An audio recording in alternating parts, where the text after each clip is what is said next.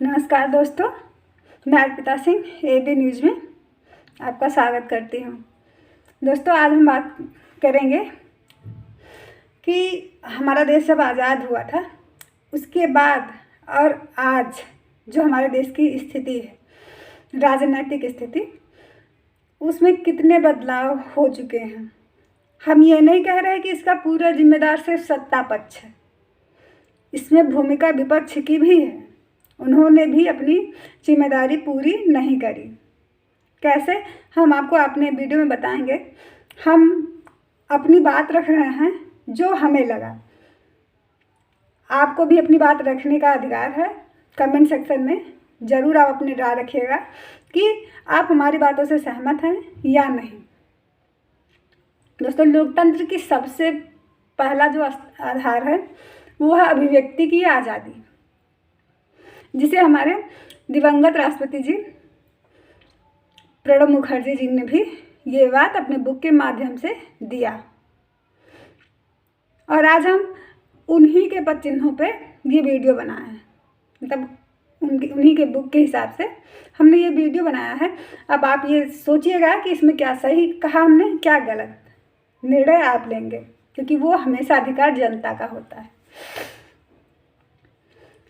और ये है इंदिरा गांधी वर्सेस नरेंद्र मोदी पे।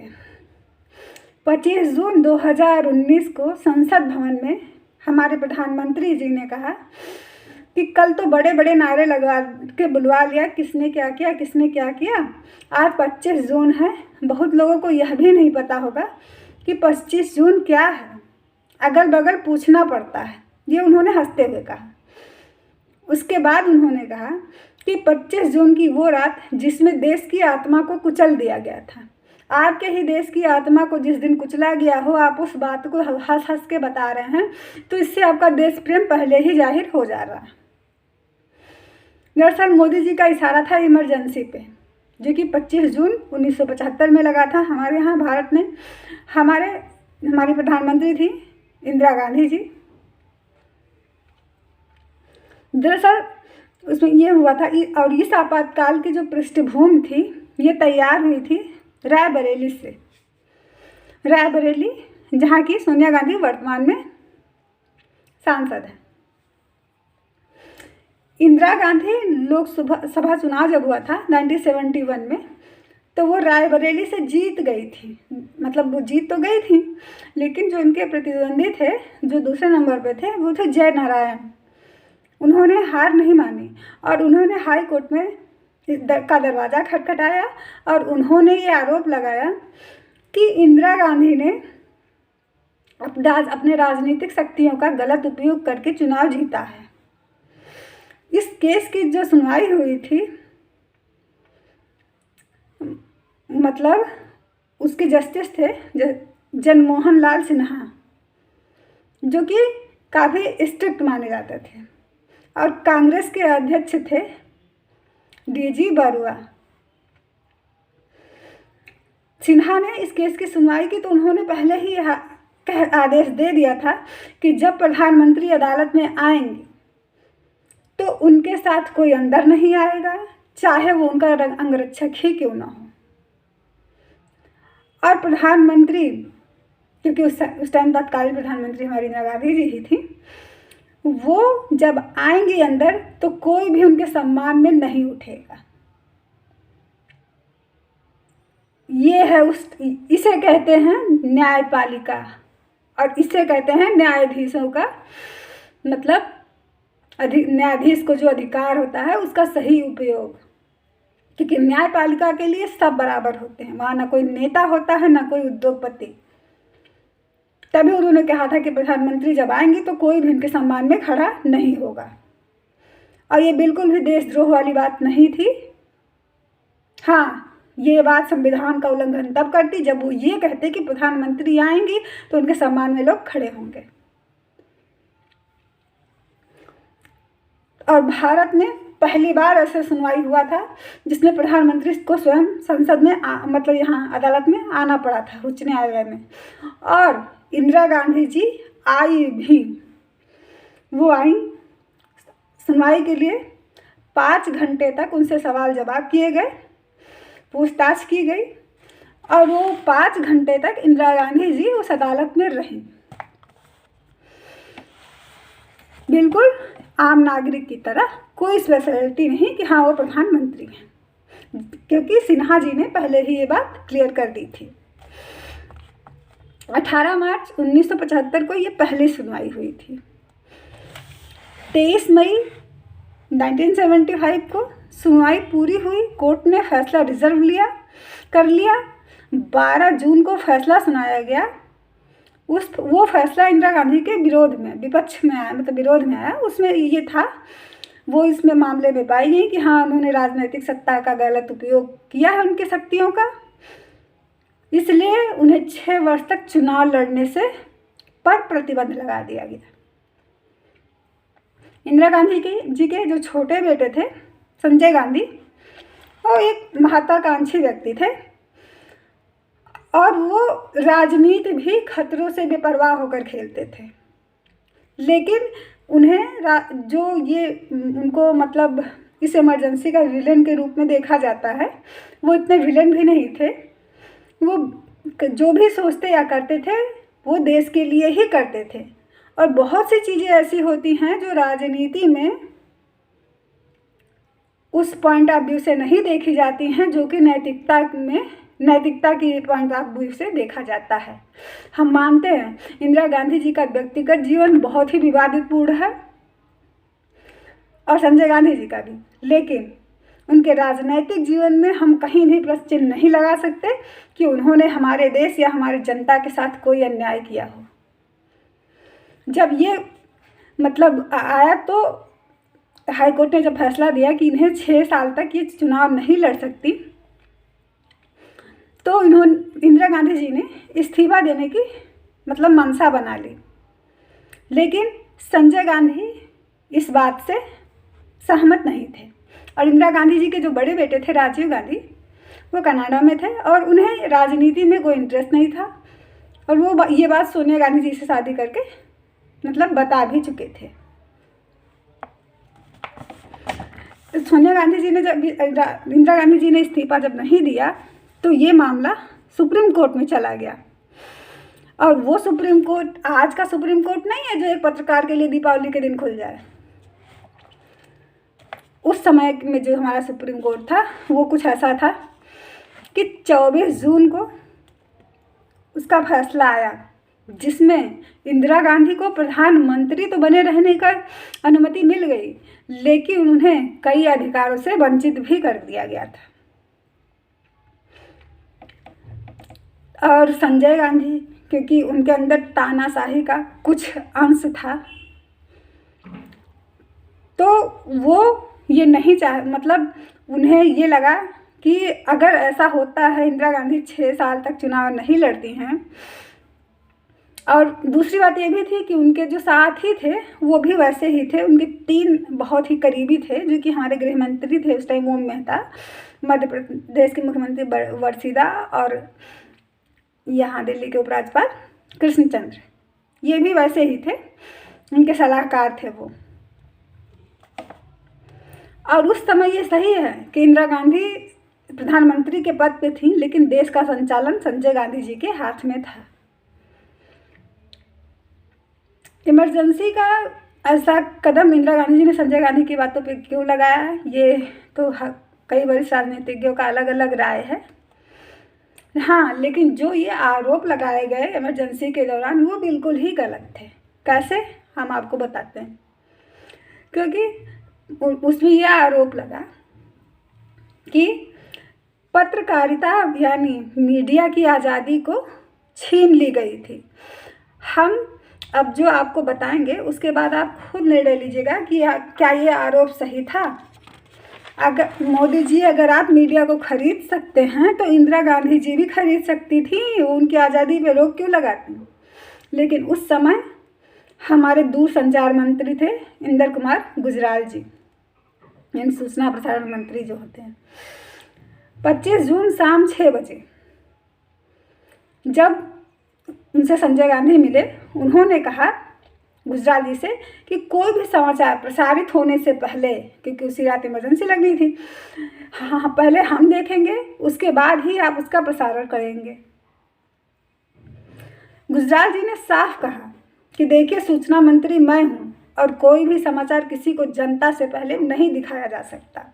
यह हमारे संवैधानिक नियमों के विरुद्ध है और हम ऐसा नहीं करेंगे। इसके बाद गुजराल वापस अपने घर चले गए। 26 जून सुबह जब फिर से गुजराल जी को बुलाया गया तो इंदिरा गांधी जी दफ्तर जा चुकी थी। संजय गांधी से उनकी मुलाकात हुई। संजय गांधी ने कहा कि प्रधानमंत्री का जो भाषण था वो हर चैनल पे टेलीकास्ट क्यों नहीं किया गया। तब गुजराल जी ने कहा, देखिए, हम आपके लिए जवाबदेह नहीं हैं, हम जनता और प्रधानमंत्री जी के जवाबदेह हैं। और दूसरी बात, अगर आपको हमसे बात करना है तो तमीज़ से बात करिए। आपकी उम्र हमारे बेटे से भी कम है। ये होता है व्यक्तिगत स्वतंत्रता का अधिकार। क्या छीना गया था इमरजेंसी में, जबकि उसी रात इमरजेंसी लग चुकी थी। आपने नोटबंदी की, उस टाइम के जो वर्तमान उस तत्कालीन राष्ट्रपति थे प्रणब मुखर्जी जी, उन्होंने खुद अपने बायोपिक में लिखा है कि नोटबंदी से पूर्व हमसे कोई चर्चा नहीं की गई थी, जबकि राष्ट्रपति के बिना आदेश के बिना उनके हस्ताक्षर के कोई भी कदम नहीं उठाया जा सकता संवैधानिक नियमों के अनुसार। लेकिन जब नरेंद्र मोदी जी ने वो कदम उठा लिया, उसके बाद उन्होंने प्रणब मुखर्जी से समर्थन मांगा था।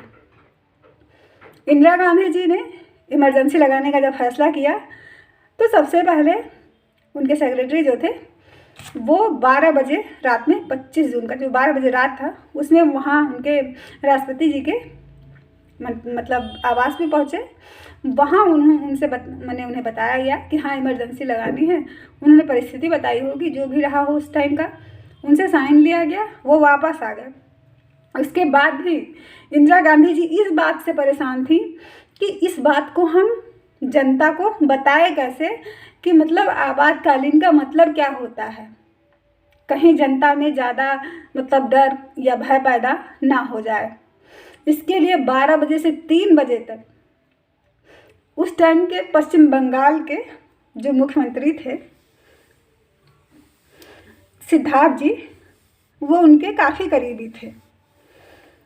और ये जो जीडी बरुआ, इन तीनों के साथ उन्होंने करीब 3 घंटे की मीटिंग कर रखी कि किस शब्द में हमें जनता को बताना है। हाँ, ये मानते हैं इंदिरा गांधी जी ने और किसी से भी इस बात का जिक्र अपने मंत्रिमंडल में नहीं किया था कि इमरजेंसी लगाई जाएगी। ऐसा उन्होंने सुबह 6 बजे सभी मंत्रियों को बुलाया और उन्होंने बताया कि आज इमरजेंसी लगाई जाएगी।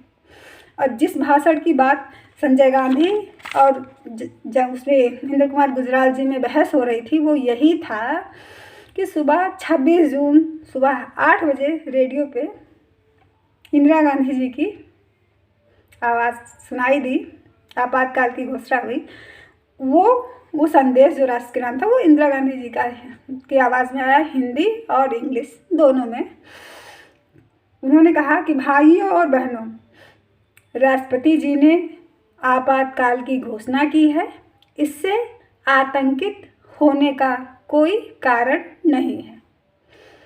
The president has proclaim emergency, this is nothing to panic about.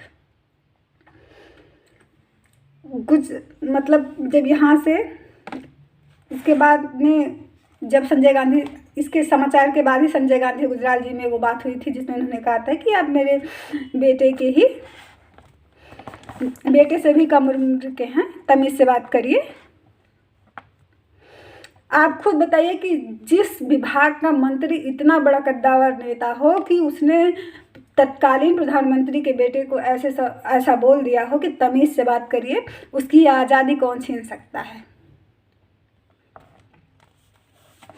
और खुद इंदिरा गांधी इस बात से परेशान थी कि वो जनता को बताएंगी कैसे, वो ताकि जनता को भय ना लगे, यानी कि उन्हें अपने देश की परवाह थी, अपने नागरिकों की परवाह थी।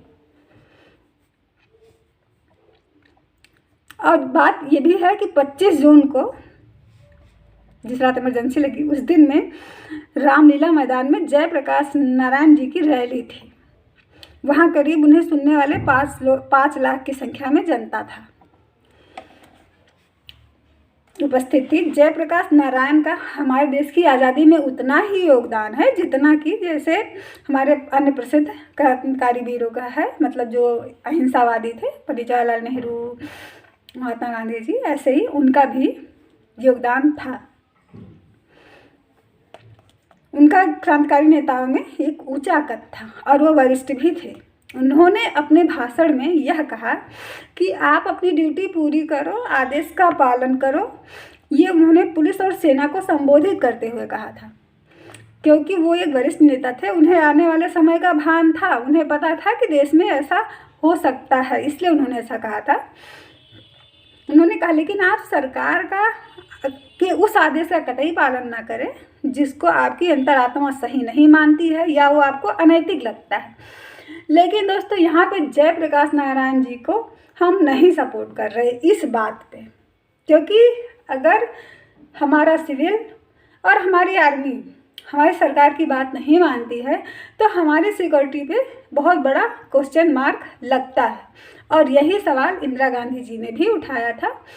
और ये भी सही है कि उस 25 जून रात को जितने वरिष्ठ नेता गिरफ्तार किए गए थे उसमें जयप्रकाश नारायण जी भी थे, उन्हें भी गिरफ्तार कर लिया गया था। और कहा जाता है कि बहुत सारे आम लोगों को भी गिरफ्तार किया गया था, लेकिन उन्हें बाद में छोड़ दिया गया था। नरेंद्र मोदी जी है ये बताएं कि धारा 370 उन्होंने जब हटाया था तब जितने आम नागरिकों को गिरफ्तार किया था उन्होंने कि हाँ ये मतलब हिंसा फैला सकते हैं या बाधा डाल सकते हैं, शांति भंग कर सकते हैं, उनका तो आज तक पेंडिंग पड़ा हुआ है सुप्रीम कोर्ट में, वो तो नहीं आज़ाद हुए। तो इमरजेंसी ज़्यादा तकलीफ देह दिन था, ज़्यादा काले अक्षरों में लिखने वाला दिन था इतिहास में, या आज का दिन है कि आज हमारे किसान, हमारे अन्नदाता बाहर खड़े, उन्हीं के पार्टी के नेता जिन्होंने बीजेपी बनाई, अटल बिहारी वाजपेयी जी, जिन्हें अपनी बात कहने की, कहते हैं ना दोस्तों कि नेतृत्व उसी को मिलता है जिसे अपनी बात खड़े होकर कहने का, मतलब जो अपनी बातों को खड़े होकर व्यक्त कर सकता है, कह सकता है, सही ढंग से अपनी बात रख सकता है, जिसे विपक्ष भी सुनना चाहे और पक्ष भी। अटल बिहारी वाजपेयी जी ने ये कहा था कि अगर हम ये कह दें कि हाँ इन 50 सालों में कांग्रेस ने कुछ नहीं किया तो ये हमारे किसान भाइयों के खिलाफ, मतलब जैसे ये उनका अपमान होगा, और हमारे अन्य कर्मचारियों का भी, क्योंकि 50 साल तक कांग्रेस केवल बैठी नहीं थी। और हम सभी जानते हैं कि हमारा जो अर्थव्यवस्था है वो कहीं ना कहीं, क्योंकि हम कृषि प्रधान देश के वासी हैं, तो कृषि पे भी बहुत ज़्यादा डिपेंड करता है। और कांग्रेस ने कृषि के लिए बहुत कुछ किया है। और जिस संजय गांधी को हम एक विलेन के तौर पे देखते हैं, जो ये मारुति है ना, 4 व्हीलर पहली गाड़ी जो आई थी, वो उन्हीं का ही सपना था। ये तो अलग बात है कि हाँ उन्हें एडवेंचर्स पसंद थे। और रही बात इंदिरा गांधी की, तो उन्होंने अपना जीवन, जो उनका राजनैतिक जीवन था, वो पूरा का पूरा हमारे देश के लिए था। संजय गांधी का जब प्लेन क्रैश हुआ था 25 जून 1980 में, ये बात उन्हें उनके दफ्तर में पता चली। वो बैठी थी, वो एक मादा थी, उनके छोटे बेटे का देहांत हुआ था, लेकिन उनके मुंह से तब यही शब्द निकला था कि ये तो होना ही था। बताते हैं आगे क्या हुआ था। वो मतलब 23 जून को उनको उस दिन एक नई एयरक्राफ्ट जो होती है, नई एयरक्राफ्ट आई थी दिल्ली में। उन्हें वहाँ उस फ्लाइंग क्लब से, मतलब वो उस दिन उड़ान भरने वाले थे, वहाँ के चीफ इंस्ट्रक्टर जो सुभाष सक्सेना जी थे, वो उनका इंतज़ार कर रहे थे वो वहाँ पहुँचते हैं, वो दोनों उड़ान भरते हैं, तब उस पर सवार होते हैं वहाँ और उड़ान भरते हैं, लेकिन प्लेन 10 ही मिनट के भीतर क्रैश हो जाता है, ठीक इनके ही ऑफिस के छत के ऊपर से। वो अशोका होटल पार करता है, उसके आगे, क्योंकि उन्हें बीच में ऐसे गोल गोल घुमाना संजय गांधी को बहुत पसंद था। उसी में वो प्लेन क्रैश होता है, वो पेड़ पे आके गिरता है। पेड़ में इसका मलबा जब निकाला जाता है तो वहाँ से दो डेड बॉडी निकलती हैं। तब ये इमरजेंसी के बाद की बात है, जैसे इमरजेंसी ख़त्म हो गई, फिर सत्ता वापस आए भी, सीएम मतलब पीएम बनी हमारी इंदिरा गांधी, उसके बाद की ये बात है। उसमें से 2 साउंड निकले, एक तो उनके सुभाष सक्सेना जी का था और एक संजय गांधी जी का था। इसके लिए इंदिरा गांधी जी को ये भी कहा जाता है कि उन्होंने ही, उनका ही हाथ था, लेकिन ये क्या सही है क्या गलत है ये हम नहीं जानते। मोदी जी, मतलब एक बात ये भी जान लें कि मोदी जी को चाय वाला हम कहना नहीं चाहते, बट वो कहना वो मतलब खुद कहलवा रहे हैं, तो हम क्या करें। राजनीति के लिए पढ़ा लिखा होना भी ज़रूरी होता है। बहुत सारी चीज़ें होती हैं जो क्योंकि आपको तो हर चीज़ के लिए एक सलाहकार की ज़रूरत होती है। आपको तो कुछ पता ही नहीं है ना तो इतिहास के बारे में पता है। आप जब रहीमदास, करीमदास और कबीर दास और संत रैदास को एक साथ कुशीनगर में मीटिंग करवा सकते हैं, तो आपको कितनी जानकारी है सबको पता है। और जो इसका अस्तित्व है, हमने पहले भी कहा कि इनके जो पार्टी का जिन्होंने बनाया था अटल बिहारी वाजपेयी जी, उन्होंने ही संसद में कहा था कि सरकारें आएंगी जाएंगी, पार्टियां बनेंगी बिगड़ेंगी, लेकिन हमारा देश रहना चाहिए, हमारा लोकतंत्र जिंदा रहना चाहिए। आप उसी लोकतंत्र का आज गला घोट रहे हैं। तब प्रतिपक्ष क्या होता था ये भी जान लीजिए। ये हमारे आज के प्रतिपक्ष के लिए भी है कि प्रतिपक्ष उठाता था सवाल और पक्ष उसका जवाब भी देता था। अब परमानेंट संसद सत्र भी चलते थे, और इसका क्योंकि उन सब के लिए जो सर्वोपरि था वो था हमारे देश का लोकतंत्र और हमारा देश। इमरजेंसी में मतलब जो उन्हें छोड़ दिया गया था, और इन्होंने तो उनको भी नहीं छोड़ा आज तक। जो बंदी हैं वो भी हम आपको बता चुके हैं, और आप जिनके ऊपर उंगली उठा रहे हैं उनका पूरा देश केवल उनके पूरी जीवन उन्होंने राजनीति पे ही न्यौछावर की थी। और इंदिरा गांधी एक ऐसी राजनेत्री थी जिनका अब हमको उनके व्यक्तिगत जीवन से मतलब नहीं है, लेकिन उनके किसी भी कदम पे, क्योंकि उनके अंदर वो क्षमता थी। आपकी तरह 56 इंच कहने से और सर्जिकल स्ट्राइक रात में 35 मिनट करवाने से नहीं होता है कोई कुछ।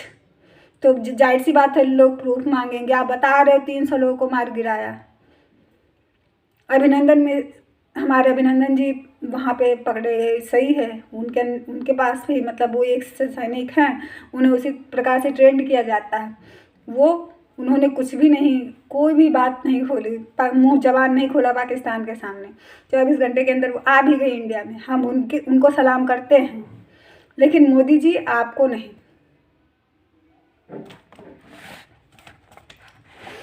नेहरू जी की सत्ता में चीन ने जितनी हमारे देश का जितना भूभाग मतलब कब्जे में लिया था, इंदिरा गांधी जब आई, जब उनकी सत्ता आई और जब फिर से चाइना से वार हुआ, तो अरुणाचल प्रदेश में उतना ही भूभाग इंदिरा गांधी जी ने भी कब्जा कर लिया जितना कि चाइना ने हमारा किया था। और सिक्किम भी इसका उदाहरण है। दूसरी बात, इंदिरा गांधी जी पाकिस्तान, जिसको आप सर्जिकल स्ट्राइक और ये वो करते रहते हैं, हमारी आर्मी लाहौर तक पहुंच गई थी। लेकिन बीच में अगर राष्ट्रीय जो ये संघ है जो कि बीच बचाव करता है कि लड़ाई ना हो, वो बीच में आ गया। इस वजह से सेना को वापस बुलाना पड़ा। आपकी तरह रात में सर्जिकल स्ट्राइक उन्होंने नहीं किया था, दिन दहाड़े हमारे सैनिक वहाँ पहुँचे थे, क्योंकि वो सपोर्ट करती थी पूरा। उनके लिए जवान और किसान दो बहुत ही महत्वपूर्ण थे, और आपकी नज़रों में ये दोनों ही सबसे ज़्यादा मतलब वो लग रहे हैं कि आप सबसे ज़्यादा गिरे हुए वही लग रहे हैं। हमारे 70 किसान मारे जा चुके हैं, मर चुके हैं, वहाँ बैठे हुए हैं। आपका सुप्रीम कोर्ट कमेटी बना रहा है, जब हमारे किसान भाइयों को वो चाहिए ही नहीं तो कमेटी बन किस लिए रही है? किस चीज़ की आप जांच कर रहे हो? हम लोकतंत्र में हैं, लोकतांत्रिक देश में हैं, हमारा पूरे किसान ये कह रहे हैं हमें वो नहीं चाहिए, वो बिल नहीं चाहिए, तो फिर आप कमेटी बना क्यों रहे हो? आप फैसला दो ना, वो तो आपके अधिकार क्षेत्र में है, आप क्यों नहीं फैसला दे रहे? अगर एक प्रधानमंत्री के खिलाफ कोई हाई कोर्ट का जज ये बात कह सकता है कि आप 6 साल के लिए इलेक्शन नहीं लड़ सकती हैं, तो एक सुप्रीम कोर्ट का जज ये बिल को नहीं हटा सकता है, वो कानून नहीं हटा सकता है? वो केवल निश्चित काल के लिए उस पर रोक क्यों लगा रहा है? क्या शक्तियाँ उनकी छीन ली गई हैं? जो संवैधानिक शक्तियाँ हैं क्या उनसे छीन ली गई हैं?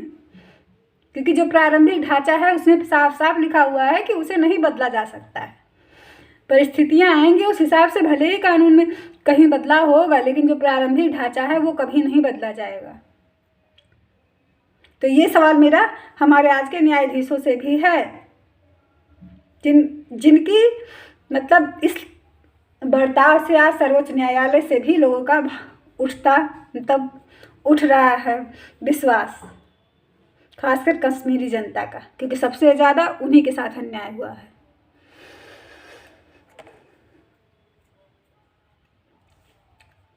आर्मी, और आप आर्मी का वो मत बदलवाइए, ड्रेस ना बदलवाइए। आपने क्या कहा था? ड्रेस बदलवाएंगे, ड्रेस मत चेंज करिए। लेकिन जब हमारी आर्मी ने आपसे एयर सेवा सर्विस मांगी थी, आपके पास एयर सर्विस ही नहीं थी, और इलेक्शन के प्रचार के लिए आपको गौतम अडानी जी का प्लेन फ्री में मिल जाता है। हमारे वो 40 जवान उसी लिए मारे गए थे, और सारी गाड़ियाँ बुलेट प्रूफ थी। उन्हें कैसे पता चला कि एक गाड़ी ऐसी है जो कि बुलेट प्रूफ नहीं है, और उसी पे हमला किया गया? सोचने वाली बात है। आप मीटिंग के लिए जाते हो, हमारे बीएसएफ सिपाहियों को लेके जाते हो, उनकी जान, और आपका एक सांसद बोलता है कि वो पैसे ही इसीलिए लेते हैं, उन्हें सैलरी दी जाती है। ठीक है, जितनी सैलरी उनकी है आपके बेटे को देते हैं, आप भेज दीजिए वहाँ बॉर्डर पे। वो सैलरी के लिए नहीं बॉर्डर पे लड़ते हैं, देश के लिए लड़ते हैं। पहले अपनी मानसिक जो सोच है उसे बदलिए नेताजी, क्योंकि नेता और सैन्य अधिकारी होने में बहुत अंतर होता है।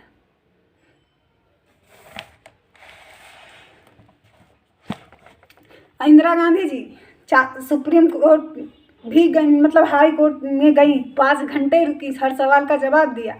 आज हालात ये हैं कि आपके जो वफादार कुत्ते यानी कि मतलब अर्णब गोस्वामी, हम नहीं कह रहे हैं, हमारे किसान भाइयों की उन्होंने ये उपाधि दी है, और शायद वो इसी लायक हैं, और हम भी एक किसान की बेटी हैं, इसलिए कह रहे हैं। इसलिए हम उनके किसी भी निष्ठा का हरण नहीं कर रहे हैं, क्योंकि वो पर डे किसी न किसी की वो खुद ही हरण करते हैं, किसी को आतंकवादी बोल के, किसी को खालिस्तानी बोल के। तो उनके साथ अगर ऐसा व्यवहार किया जाए तो कोई नहीं, हम भारत के नागरिक हैं, और हमारे यहाँ फेमस है 60 समाचार एक, दुष्टों के साथ दुष्टता वाला व्यवहार ही किया जाता है। उनकी सुनवाई होती है जब स्थानीय अदालत में पहले दिन, जबकि उनका जाना बहुत ही महत्वपूर्ण होता है, क्योंकि उस दिन पहचान होनी होती है अपराधियों की, और न गोस्वामी जी वहाँ नहीं जाते हैं। अभियोग पक्ष इसके लिए वारंट इशू करने को बोलता है, न्यायालय उन्हें वारंट तक इशू नहीं करता है। अर्णब गोस्वामी क्या हैं? सिर्फ इसलिए क्योंकि वो आपके प्रचार करने का जरिया है, इसलिए उन पर कोई कार्रवाई नहीं की जा सकती। मोदी जी, इतिहास में वो काले अक्षरों में नहीं दर्ज होगा, लेकिन आप कर रहे हैं जो, वो जरूर दर्ज होगा। आपने चिल्ला कर कहा कि किसी कानून पारित किया गया है किसानों से बातचीत करके। RIT जो सूचना का विशेष अधिकार होता है, इसके तहत जब NDTV ने इस बात का खुलासा कर दिया कि हाँ, आपके ही किसी मंत्रालय ने जवाब दिया कि इससे पहले किसानों से बातचीत नहीं की गई थी, उसके दूसरे ही दिन NDTV मतलब इंडस्ट्री पे, उनके जितने भी और भी कारोबार है सब पे छापा पड़ गया, सब पे आपके टैक्स अधिकारी पहुंच गए। उसके पहले उन्हें नहीं पता था कि हाँ इनकम टैक्स में वो धांधली कर रहे हैं। उसी दिन पता चला जिस दिन उन्होंने ये बात जनता के सामने रख दी। और पक्ष और विपक्ष क्या होता है ये आप भी और हमारा जो प्रतिपक्ष है वो भी, आप दोनों सुनिए। आप दोनों के लिए दोनों ही पार्टियों का उदाहरण है। उस टाइम बस फर्क ये था कि पक्ष उस टाइम सत्ता का था और विपक्ष था बीजेपी का। पक्ष में थे नरसिम्हा राव, हमारे देश के प्रधानमंत्री, जो कि बुद्धिमान थे, लेकिन वो अपनी बात को रख नहीं पाते थे सही अंदाज में। विपक्ष में थे हमारे अटल बिहारी वाजपेयी जी, हमारे पूर्व प्रधानमंत्री, वो विदेश मंत्री भी रह चुके हैं। और संसद के अंदर उन दोनों का बहस होता था, लेकिन वो दोनों ही एक अच्छे दोस्त भी थे। जब ये यहाँ पे हुआ, मतलब जिनेवा में एक हुआ था, उसमें बेनजीर भुट्टो गई थी वाजपेयी वहाँ पे। तो जिनेवा में ये जो अधिकार को लेके कोई मीटिंग चल रही थी। तो उस टाइम ये था कि मतलब विपक्ष की तरह, मतलब अब किसी ऐसे इंसान को जाना था जो वहाँ पे जाके भारत का पक्ष रख सके, क्योंकि वहाँ पे मानवाधिकार, जिनेवा में मानवाधिकार पे सम्मेलन हुआ था। वहाँ पे बेनजीर भुट्टो ने ये शिकायत करी थी कि भारतवासी जो हैं वो कश्मीर के साथ मतलब दोपक्षीय व्यवहार कर रहे हैं, वो बाकी नागरिकों की तरह नहीं कर रहे हैं। वहाँ पे धारा 370 लगा के उनके अधिकारों का शोषण भी कर रहे हैं। अब नरसिम्हा राव ये सोच रहे थे कि उन्हें किसे भेजना चाहिए। फिर लास्ट में फाइनल हुआ कि विपक्ष के नेता बीजेपी के, मतलब जो वरिष्ठ नेता हैं अटल बिहारी वाजपेयी जी, वो जाएंगे भारत की तरफ से प्रतिनिधि बन के। नरसिम्हा राव ने अटल बिहारी वाजपेयी जी के सामने एक प्रस्ताव रखा और वो गए भी, क्योंकि वो हमेशा ये बात मानते थे कि मैंने आपको पहले भी बताया कि हाँ सत्ता आएंगी जाएंगी, सरकारें बनेंगी बिगड़ेंगी, पार्टियां भी आएंगी जाएंगी, लेकिन देश रहेगा और देश का लोकतंत्र अमर रहेगा। उन्होंने माना बात, वो वहाँ पे गए। वो अपनी बात मनवाने में माहिर थे, वो अपनी बातों से किसी को भी संतुष्ट कर सकते थे। वहाँ वो पहुँचे। बेनजीर भुट्टो जब वाजपेयी जी को देखा तो स्तब्ध रह गई। वाजपेयी जी ने भारत का मुद्दा उठाया और बोला। बेनजीर भुट्टो की सारी जो वो थी आरोप, वो सब गलत और निराधार लगने लगे वहाँ बैठे सभी मेंबर्स को। तब बेनजीर भुट्टो ने कहा कि भारत का लोकतंत्र विचित्र है, यहाँ पे प्रतिपक्ष का नेता सत्ता पक्ष की तरफ से अपनी बात रखने को आया हुआ है, और हमारे यहाँ प्रतिपक्ष के नेता ही ऐसा कर जाते हैं कि अंतर्राष्ट्रीय समस्याएं खड़ी हो जाती हैं। लेकिन ये सब बेनजीर भुट्टो जी ने जो पाकिस्तान के लिए कहा था, हमें लगता है आज ये शब्द हमारे हिंदुस्तान में भी सटीक बैठता है। यहाँ तो विपक्ष और प्रतिपक्ष दूसरे अगर विदेश में मिल जाए तो झगड़ा कर ले, एक दूसरे के ऊपर कीचड़ उछालने लगे। उन्हें देश के गौरव सम्मान की कोई चिंता नहीं है, नागरिक चिंता करते रहें, कोई फायदा नहीं है। जिस देश में सेना कृषि बैंक की ही सुनवाई नहीं हो रही, हमारे यहाँ इधर 3 ही लोगों की कंप्लेन ज़्यादा है, वहाँ आम आदमी का क्या होगा? सर्जिकल स्ट्राइक चिल्लाने से कुछ नहीं होता। पर जवाहरलाल नेहरू जी के ज़माने में चाइना ने जितना कब्जा करा, इंदिरा गांधी जी ने उतना ही कब्जा अपने ज़माने में कर लिया अपनी सत्ता में आने के बाद। और आज चाइना ने हमारा ज़मीन कब्जा किया है, उसे कौन कब्जा करेगा? मोदी जी, आपने उसे बेच दिया है तो कब्जा कहाँ से होगा? ऐसे ही उधार नहीं मिला था आपको इतना। आपके पास चुनाव प्रचार के लिए अडानी जी के विमान फ्री में मिलते हैं, लेकिन हमारे मतलब जब इमरजेंसी से ये सूचना आ चुकी थी कि हाँ मतलब सड़क के रास्ते जाने में खतरा है, और हमारे वहाँ के सैनिक जो कमांडर थे उन्होंने आपसे एयर सर्विस की मांग भी की थी, उस टाइम आपके पास एयर सर्विस ही नहीं थी। आज के ज़माने में आपके पास एयर सर्विस नहीं थी? मोदी जी सोचिए। 40 जन पुलवामा नौजवान, 20 गुलवामा घाटी में जो मरे, 70 किसान, 36,000 वर्ग किलोमीटर ज़मीन, इतना हमारे देश ने 2020 में खोया है। ये हम नहीं भूलेंगे, ये काले अक्षरों में दर्ज होगा, याद रखिएगा। और ये आंकड़े तो वो हैं जो आम आदमियों को पता है, बाकी और कितने सैनिक हमारे आप जैसे नेताओं के फालतू के सोच के, घटिया सोच के भेंट चढ़ते हैं। बस यही है कि हाँ, हमारा संविधान बनते समय पंडित जवाहरलाल नेहरू जी ने सत्ता को ज़्यादा राष्ट्रपति को केवल अधिकार दिए, लेकिन जो उसकी शक्ति थी उसे कंट्रोल करने का पावर दे दिया मंत्री को, क्योंकि वो खुद भी यही थे ना, सत्ता में ही थे। इसी का प्रभाव है कि आज आप हम पे शासन कर रहे हैं और हमारे सैनिक मर रहे हैं और किसान मर रहे हैं। आपके साक्षी महाराज बताते हैं कि 2024 के बाद चुनाव की जरूरत ही नहीं पड़ेगी। क्यों? क्या उसके बाद बीजेपी यहाँ की राजा हो जाएगी? याद करिए 2002 गुजरात सीएम, आपका पहला कार्यकाल। अटल बिहारी वाजपेयी जी को तभी आपकी टैलेंट का पता चल गया था। अब वो जो सन्यासी आए थे वहाँ से, कहाँ से आए थे, हिमालय से, उन्हें क्या पता था कि आप 15 साल के लिए प्रधानमंत्री रहेंगे, ये एक अलग बात है। लेकिन अटल बिहारी वाजपेयी जी को तभी पता चल गया था कि आप कितने काबिल हैं। और वो वहाँ पे जाके, गुजरात में जाके उन्होंने आपसे कहा भी था ये बात कि एक राजा का धर्म होता है कि अपने राजधर्म का पालन करे। हम मानते हैं हम लोकतंत्र है, लेकिन तब भी वहाँ पे तो वो जो मतलब जिम्मेदारी है वो उसे आपको निभाना है, आप उसे निभाइए। लेकिन ये बातें क्यों दबा दी जाती हैं? ये बातें हमसे तो नहीं बताई जाती हैं।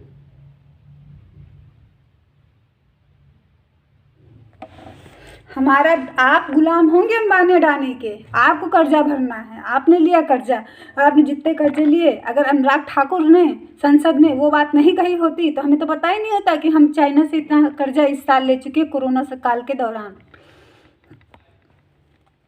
लेकिन हमारी जनता उनकी गुलाम नहीं है। और आपने सरकार की वजह से तो सारी चीज़ों को बेच दिया है, लेकिन कृषि नहीं बिकेगी। किसान ना कभी गुलाम हुआ था, ना है, ना रहेगा। ये हमने पहले वीडियो में भी कहा था और अपने इस वीडियो में भी कह रहे हैं। क्या कहा था बाबा रामदेव जी ने? मोदी जी जैसा युग पुरुष कोई ढूंढ के लाए। आप इंदिरा गांधी पे जो कटाक्ष कर रहे हैं, तो आप बताइए कि पूरे विश्व में इंदिरा गांधी जी से टक्कर का कोई प्रधानमंत्री बना है आज तक? आप महिला की बात छोड़ दीजिए, पुरुष प्रधानमंत्री का ही नाम बता दीजिए, जिसकी सेना सीधे मतलब सबसे दुश्मन देश के राजधानी में पहुंच जाती है, जिसकी सेना उनके ही पिता के मतलब जिस देश की सेना ने उनके ही पिता के शासनकाल में जितनी ज़मीन हथियाई थी, उन्होंने अपने शासनकाल में उतनी ज़मीन खुद हथिया ली। और आप अटल बिहारी वाजपेयी जी की बात को फिर से एक बार याद कर लीजिए कि अगर हम ये कहेंगे कि सत्ता पक्ष यानी कांग्रेस ने 50 वर्षों में कुछ नहीं किया, तो ये हमारे किसान भाइयों का अपमान होगा, हमारे सैनिकों का अपमान होगा, उनके साथ अन्याय होगा। इसलिए हम ये कह नहीं सकते कि सत्ता पक्ष ने कुछ नहीं किया। धन्यवाद दोस्तों। अगर हमारा वीडियो आपको पसंद आया हो तो प्लीज़ आप इसे लाइक एंड सब्सक्राइब जरूर करिए और शेयर भी करिए। जय हिंद, जय भारत।